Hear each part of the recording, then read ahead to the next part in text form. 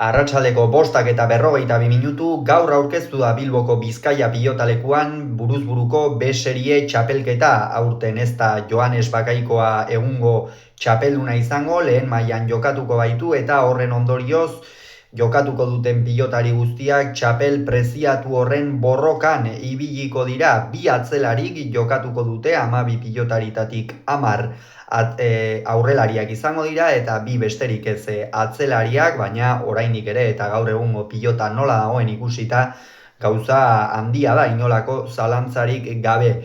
Ohiko moduan banan aurkeztuko ditugu pilotariak, euren analisiak egingo ditugu, nola ikusten ditugun eta ondoren pronostikora igaroko gara.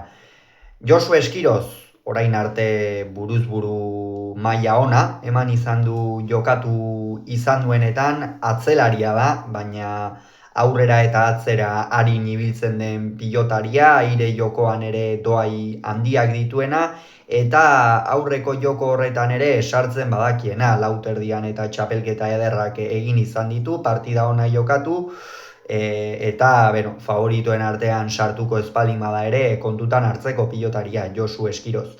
Xabi Rekalde aurrekoan Beña eta Pezetxearen aurka jokatu zuenean erakutsi zuen zenolako ahala duen buruz-buru jokatzeko egindako pilotaria da. Rekalde lauterdian ere oso maila ona eman zuen, finalerdietaraino iritsiz eta buruz-burukoan ere hori berretsi nahi du, aireko joko aparta, baina batez ere kolpe bizia eta luzea duena, eskuinez eta ezkerrez ere artista dena, beraz oso kontutan hartzeko pilotaria. Iker Salaberria azkenerako lortu zuen, binakako B serie txapelketan finalerdietara sartzea, baina aparteko distirarik eta txispari gabe ibili da goizuetako aurrelaria, buruz-buru beti paperonak egin izan ditu, finaletan ere sartu izan da, pilota luzatzen badakiena, gurutzatzen ere bai, eta gero aurrean amaitzen dakiena, baina ikusi beharko da ea ze puntutan harrapatzen duen. Unai Alberdi bere lehen txapelketan maila ona eman zuen, baina geroztik okerrezpanago behintzat kanporaketetatik ezin pasaz ibili da Azpeitiako aurrelaria, eta aurten arantza hori ateratzeko asmotan izango da, Asperekin, beste erronka bat beretzat ere, beste enpresa batean, eta pilotari indarsua da, teknikoki eta baliabide handiak dituena, azken urteetan goraberatsu ibili da lesioak eta tarteko, baina azken partidetan binaka maila ona eman du, fin ibili da, eta hori berretsi nahiko luke nik uste buruz-buruko honetan. Iraitz Zubizarreta urteak daramatza, jada profesionaletan, buruz-buru ez da sekula behar bada nabarmendu, ez du txapelik B serie mailan, baina beti maila ematen duen pilotaria da, ez da kolpe luzekoa, baina airez eta defentsarako batez ere ezkerrez doai handiak ditu, aurreko tikitaka horretan sartu ezkero ere nekez irabazten dio inork, eta aurten ere beste txapelketa bat eta saiatuko da paperon bat egiten. Beñat Zubizarreta laugarrena, beretzako lehen txapelketa izango da profesional mailan, eta ilusioa handiz egingo dio noski, kolpe luzeagokoa da anaia baino, airez eta ikusi dugu zenolako baliabideak dituen, gorputz zurrun eta garaikoa da pilotari hau, aireko joko horrekin defentsarako eta fin ibili daitekeena, aurrean ere pilota hartu ezkero bizi luzatu eta gurutzatu dezakeena, ea zenolako maila ematen duen aurten Beñat Zubizarretak. Joseba Aldabe orain arte igantziko atzelariak orain arte ere maila ona eman izan du, buruz-buruko partidetan joan den urtean esaterako Unai Alberdi kanporatu zuen, aurrean pilota hartzen duenean ez da kolpe luzekoa, baina bai pilota gurutzatzen dakiena, eta hori funtsezkoa da buruz-buru horrez gain arin ibiltzen da kantxan aurrera eta atzera, eta kontutan hartzeko pilotaria izan daiteke. Eta oso kontutan hartzekoa, honek 3. txapelketa izango du, jada 3 espezialitateetan txapelketak jokatuta izango da Unai Amiano buruz-buruko hau hasita, eta honekin daude behar bada esperantza gehienak edo, bai Xabi Rekalderekin ere bai, baina debutarien artean bi horiekin, ez? Izango dira esperantza gehienak urrunera iristeko edo. Unai Amiano ezkerra, kolpe oso bizikoa, oso luzekoa, oso beso indartsua du batez ere ezkerra, eskuinez eta defentsan gehiago kostatzen zaio eta behar bada horretan ere arazoak izan ditzake buruz-buruko honetan kontua kontu oso pilotaria eta beti maila ematen duena Unai Amiano, ea zer moduz moldatzen den.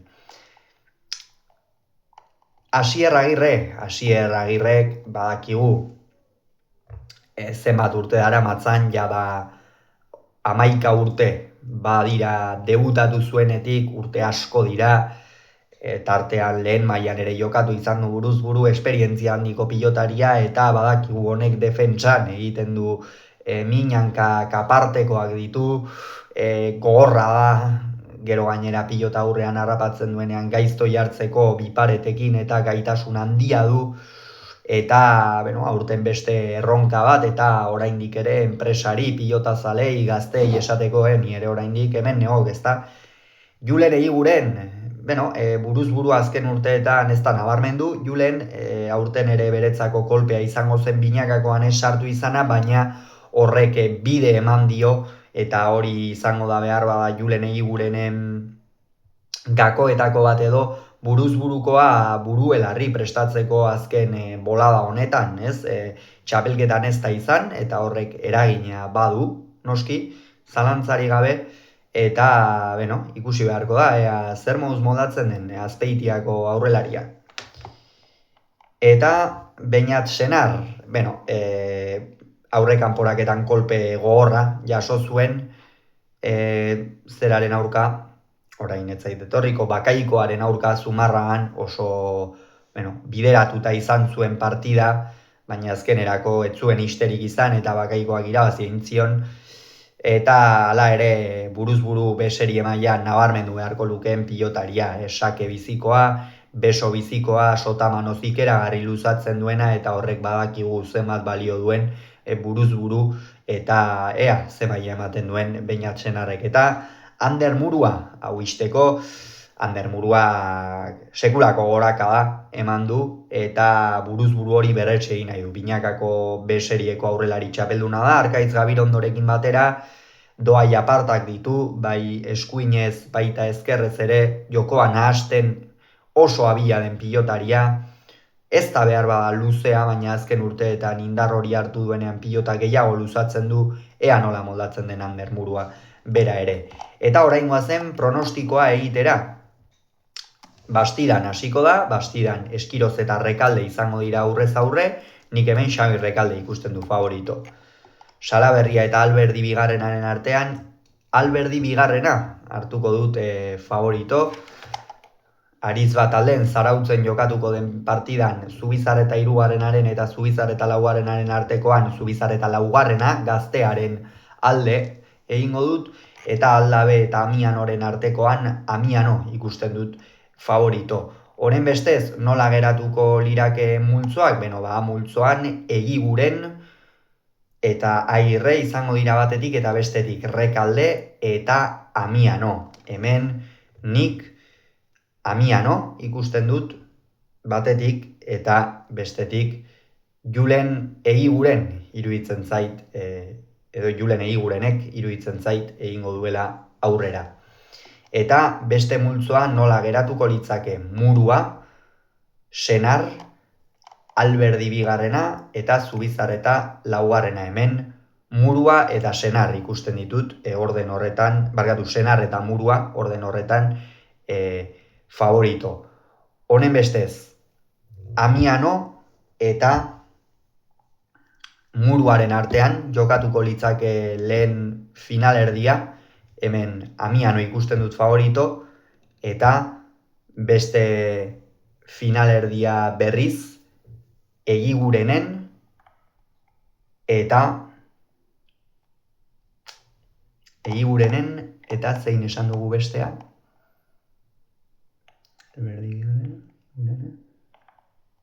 Eigurenen.